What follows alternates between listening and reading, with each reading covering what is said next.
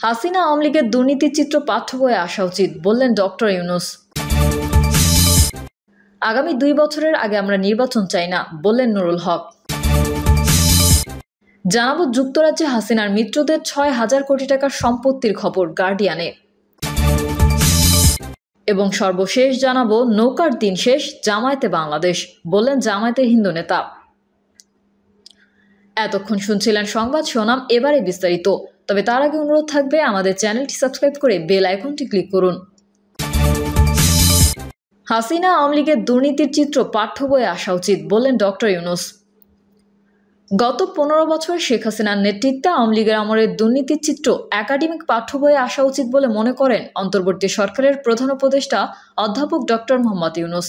শ্বেতপত্রে দুর্নীতির চিত্র উঠে এসেছে, সেই সম্পর্কে সংবাদ সম্মেলনে প্রধান উপদেষ্টার প্রেস সচিব বলেন, উন্নয়নের যে গল্পটা করা হয়েছে সেটাকে ওনারা আসলে পোস্টমর্টেম করেছেন।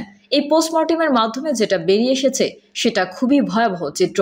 আমাদের চোখের সামনে, গোটা দেশের মানুষের চোখের সামনে একটা লুটপাট চলেছে। শফিকুল আলম বলেন, অধ্যাপক ইউনূস এটা শুনে বললেন যে আমরা আতঙ্কিত, কি ভয়াবহ অবস্থা, আমাদের রক্ত হিম করার মতো অবস্থা। তিনি বলেন, অনেক মানুষ গরিব, এই গরিব মানুষের টাকা এরা লুটপাট করেছে। এরা যে খুব বেশি লোক তা না, এখানে রাজনৈতিক ছিলেন, আমলা ছিলেন, অলিগার্স ছিলেন, কিছু ব্যবসায়ী ছিলেন। আপনারা জানেন আমাদের অনেক সাংবাদিক এটার বৈধতাও দিয়েছিলেন। প্রেস সচিব বলেন, অধ্যাপক ইউনূস বলেছেন, এটা লুটপাটের এমনই চিত্র, এটা আমাদের পাঠ্য বইয়ে আসা উচিত। কলেজে বা বিশ্ববিদ্যালয়ে আমাদের জানা উচিত গত 15 বছর কিভাবে এই লুটপাটটা চলেছে।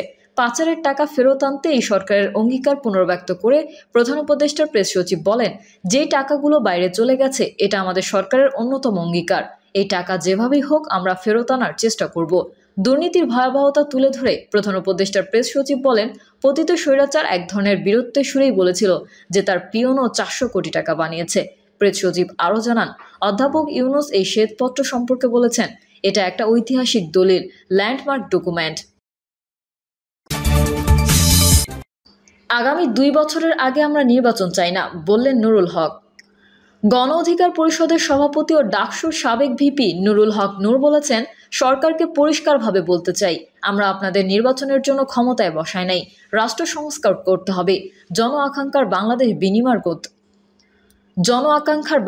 বিনির্মাণ করতে হবে।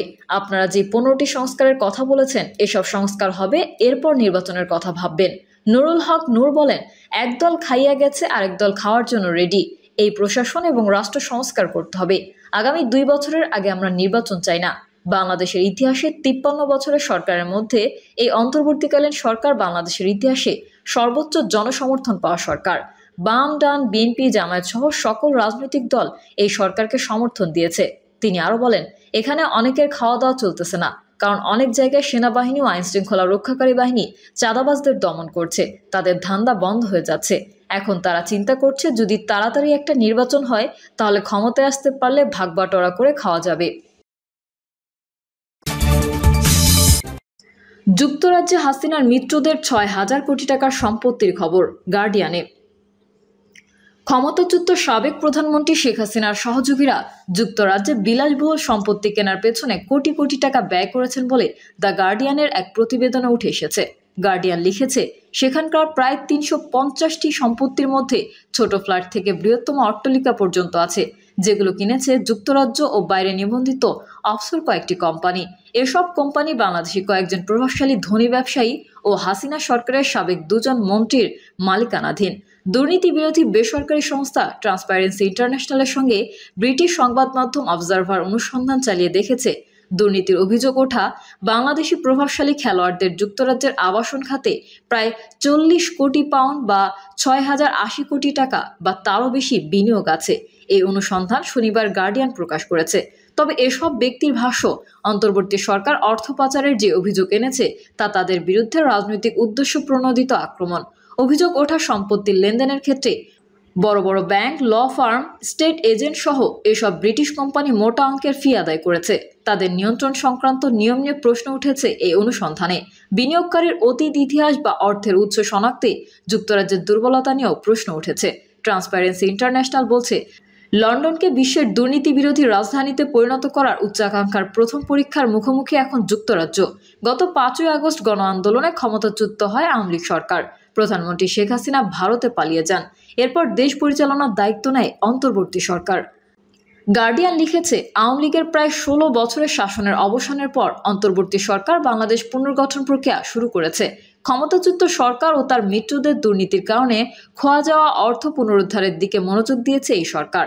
বাংলাদেশি কর্তৃপক্ষ বিশ্বাস করে, হাসিনার আওয়ামী লীগের সঙ্গে মুষ্টিমেয় প্রভাবশালী পরিবার ও ব্যবসা প্রতিষ্ঠান অবৈধ উপায়ে কোটি কোটি পাউন্ড অর্জন করেছে, যার মধ্যে রাষ্ট্রায়ত্ত ব্যাংক থেকে তোলা বিপুল পরিমাণ ঋণ রয়েছে, যা কখনো পরিশোধ করা হয়নি। দক্ষিণ এশিয়ায় মুদ্রা স্থানান্তরের জনপ্রিয় হুন্ডি পদ্ধতি ব্যবহার করে এসব অর্থ বাংলাদেশ থেকে পাচার করে থাকতে পারে বলে ধারণা করছেন তদন্তকারীরা। নতুন সরকার এই তদন্তকারীদের ভাষ্য, এই অর্থের একটা অংশের গন্তব্য হয়েছে অবৈধ তহবিলের জন্য পরিচিত ঠিকানা যুক্তরাজ্য।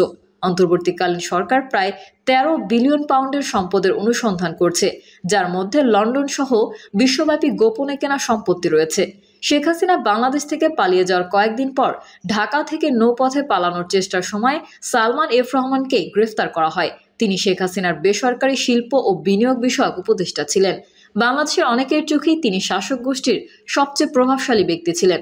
তার বিরুদ্ধে এখন অর্থ পাচারের অভিযোগ খতিয়ে দেখছে পুলিশের অপরাধ তদন্ত বিভাগ। তার ও পরিবারের সদস্যদের ব্যাংক হিসাব জব্দ করেছে কেন্দ্রীয় ব্যাংকের গোয়েন্দা unit BFIU। Salman F Rahman বাংলাদেশের অন্যতম বৃহৎ শিল্পগোষ্ঠী বেক্সিমকোর সহ প্রতিষ্ঠাতা এবং ভাইস চেয়ারম্যান। তৈরি পোশাক থেকে শুরু করে ফার্মাসিউটিক্যালস পর্যন্ত অনেক ব্যবসায় যুক্ত এই শিল্প গ্রুপটি। আওয়ামী লীগ ক্ষমতায় আসার পর থেকে বেক্সিমকো যেসব সুবিধা পেয়েছে বলে জানা গেছে, তার মধ্যে রয়েছে রাষ্ট্রায়ত্ত ব্যাংকগুলোর বিপুল পরিমাণ ঋণের পুনরর্থায়ন, এমনকি 17 কোটিরও বেশি মানুষের দেশে অক্সফোর্ড অ্যাস্ট্রাজেনেকার কোভিড টিকা আমদানির একচেটিয়া কাজও পায় প্রতিষ্ঠানটি। গার্ডিয়ান লিখেছে, বর্তমানে কর কর্তৃপক্ষ জাতীয় রাজস্ব বোর্ড প্রায় 100 কোটি পাউন্ডের অপরিশোধিত ঋণ সহ আর্থিক অনিয়মের বিষয়গুলো তদন্ত করছে। বাংলাদেশের কেন্দ্রীয় ব্যাংক বেক্সিমকোর আর্থিক তদারকির জন্য একজন প্রশাসক নিয়োগ দিয়েছেন। বেক্সিমকো সালমান এফ রহমানের পারিবারিক ব্যবসা প্রতিষ্ঠান। লিঙ্কডইন ও কোম্পানির প্রকাশনা অনুযায়ী সালমান পুত্র আহমেদ শায়ান ফজলুর রহমান এবং তার ভাতিজা আহমেদ শাহরিয়ার রহমান উভয়ই গ্রুপটির প্রধান নির্বাহী কর্মকর্তা বা গুরুত্বপূর্ণ বিভাগ পরিচালনার দায়িত্বে ছিলেন। এই দুজনের বিরুদ্ধে সিআইডি তদন্ত করছে এবং দেশে থাকা আহমেদ শায়ানের সম্পদ ফ্রিজ করা হয়েছে। লন্ডনের মেফেয়ার এলাকার গ্রেস ভেনর স্কোয়ারের 18 শতকের অভিজাত নগর চত্বরে সালমানের পরিবারের সদস্যদের 7টি বিলাসবহুল অ্যাপার্টমেন্টের মালিক বা অংশীদারিত্ব আছে, যার বেশিরভাগই অফশোর কোম্পানির মাধ্যমে কেনা। 2022 সালের মার্চে ব্রিটিশ ভার্জিন আইল্যান্ডের কোম্পানির মাধ্যমে কেনা 26.75 মিলিয়ন পাউন্ড মূল্যের একটি অ্যাপার্টমেন্টের মালিক আহমেদ শায়ান ফজলুর রহমান। গ্রেস ভেনর স্কোয়ারে তার আরেকটি ফ্ল্যাট রয়েছে, যার দাম 35.5 মিলিয়ন পাউন্ড। তার চাচাতো ভাই আহমেদ শাহরিয়ার নিয়ন্ত্রিত অফশোর কোম্পানির মালিকানায় এই স্কোয়ারে ও কাছাকাছি এলাকায় মোট 23 মিলিয়ন পাউন্ড মূল্যের 4টি সম্পত্তি আছে। আহমেদ শায়ান রহমান ও আহমেদ শাহরিয়ার রহমানের আইনজীবীরাও জানান, মানি লন্ডারিং বিধিমালা সহ আর্থিক বিধিবিধান মেনেই এসব সম্পত্তি কেনা হয়েছে। তারা এমনও ইঙ্গিত করেন যে বাংলাদেশের অন্তর্বর্তী সরকার দুর্নীতির তদন্তে রাজনৈতিক প্রতিপক্ষকে ফোকাস করছে। তবে কেন্দ্রীয় ব্যাংকের গভর্নর আহসান মনসুর এই বক্তব্যের বিরোধিতা করে অবজারভারকে বলেছেন, এটি একটি বৈধ আইনি প্রক্রিয়া। যারা বাংলাদেশ থেকে সম্পদ সরিয়েছে তাদের বিরুদ্ধে আমরা তা ফেরত চাই। আওয়ামী লীগ সরকারের আরেকজন সাবেক ভূমন্ত্রী সাইফুজ্জামান চৌধুরীর বিরুদ্ধে তদন্ত চলছে। BFIU তার ব্যাংক হিসাব ফ্রিজ বা অবরুদ্ধ করেছে এবং তার ও পরিবারের সদস্যদের মালিকানাধীন স্থাবর সম্পদ জব্দের নির্দেশ দিয়েছে আদালত।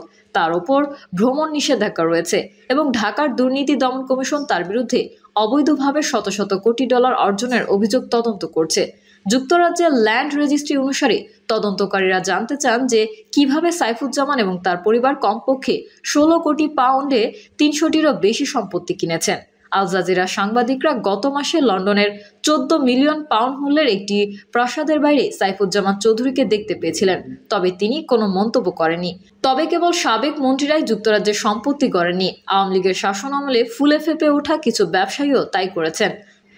যুক্তরাজ্যের অভিজাত সারে এস্টেটে আওয়ামী লীগ আমলের প্রভাবশালী ব্যবসায়ী আহমেদ আকবর সোবহান ওরফে শাহ আলম পরিবারের বেশ কয়েকজন সদস্যের আবাসন আছে, গলফ কোর্সের চারপাশে নির্মিত গাছের সারি সহ ব্যক্তিগত সড়ক এবং পেশাদার নিরাপত্তা রক্ষীর সুবিধা সহ স্থাপনায় আগ্রহ আছে গোপনীয়তা সচেতন এই ধনকুবেরের। গার্ডিয়ান লিখেছে, যুক্তরাজ্যে বাংলাদেশি রাজনীতিক ও ব্যবসায়ীদের সম্পত্তির প্রকৃত পরিমাণ আরও বেশি হতে পারে।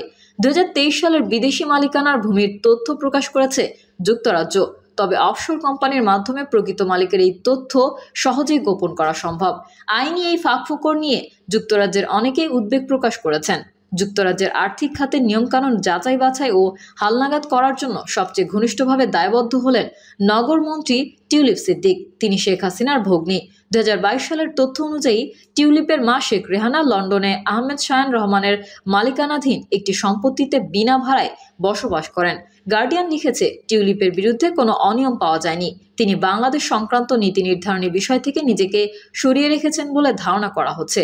সাইফুজ্জামান চৌধুরীকে সহায়তাকারী ব্রিটিশ কোম্পানিগুলো যথাযথভাবে তথ্য যাচাই বাছাই করেছে কিনা তা খতিয়ে দেখার জন্য চলতি মাসে অল পার্টি পার্লামেন্টারি গ্রুপের সদস্যরা যুক্তরাজ্যের নিয়ন্ত্রক সংস্থা ও আইন প্রয়োগকারী সংস্থাকে চিঠি দেয়। তারা ব্রিটিশ সরকারের প্রতি আহ্বান জানিয়েছেন যাতে বাংলাদেশের পুনর্গঠনে প্রয়োজনীয় অর্থ পুনরুদ্ধারে সহায়তা করে। ট্রান্সপারেন্সি ইন্টারন্যাশনাল সতর্ক করে বলেছে, যুক্তরাজ্যকে এখনও সন্দেহজনক বিনিয়োগের প্রধান গন্তব্য হিসেবে দেখা হচ্ছে। ট্রান্সপারেন্সি ইন্টারন্যাশনালের পলিসি ডিরেক্টর ডানকান হ্যামস বলেন, সন্দেহজনক সম্পদ জব্দ করার জন্য নিষেধাজ্ঞার ব্যবস্থা চালু করতে সরকারের উচিত বিশ্বের মিত্র ও বাংলাদেশের অংশীদারদের সঙ্গে ঘনিষ্ঠভাবে কাজ করা। প্রিয় দর্শক, এই ছিল এখনকার সর্বশেষ সংবাদ। আপডেট ও সংবাদ পেতে চ্যানেলটি সাবস্ক্রাইব করে বেল আইকনটি ক্লিক করুন। কমেন্টে আপনার মতামত জানিয়ে আমাদের সাথেই থাকুন। ধন্যবাদ সবাইকে। আল্লাহ হাফেজ।